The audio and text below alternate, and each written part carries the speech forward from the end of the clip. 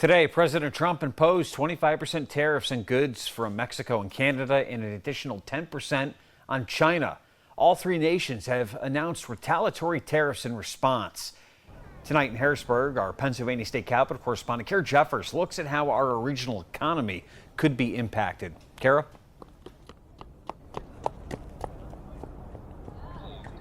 Good evening, Nick. Pennsylvania exported over $53.2 billion of goods last year. 27% of that went to Canada and around 10% to Mexico.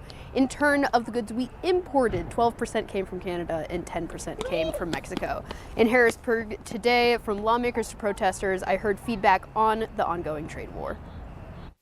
President Donald Trump's follow-through on tariffs is welcomed by some Republican state lawmakers. To get policy initiatives out of those other countries, right? He's concerned about the fentanyl, as we should be concerned about the fentanyl that's coming over the border, the northern border and the southern border. Kale, who is a co-chair of the Pennsylvania Economic Competitiveness Caucus, also supports the theory that tariffs will lead to more investment in American companies. That doesn't mean there won't be an immediate impact, but in the long term, it's about protecting American industry, the American worker, and keeping our streets safe. For protesters on the Capitol steps, the tariff move is one more frustration on a pile of grievances they have with the president. It's plain stupidity to think that you can tariff another country, especially Canada or Mexico, who, by the way, we get a lot of our goods from. They accept a lot of our stuff. Putting tariffs on them, what's going to happen to us? Common sense. The prices are going to go up. People part of the 50-51 move rallied in Harrisburg today ahead of Trump's first joint congressional address of his second term. Eggs? That's going to be the least of your worries, I think.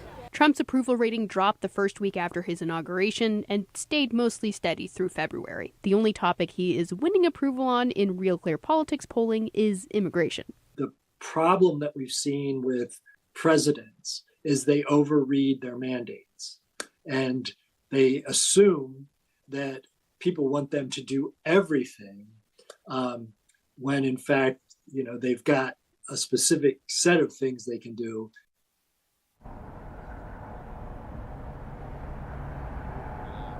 From a global outlook, the stock markets did fall today, although the currency for Canada and Mexico stayed relatively calm. Some analysts saying that could be a sign that investors are betting that this tariff war will not last long. In Harrisburg, I'm Kara Jeffers, WENY News.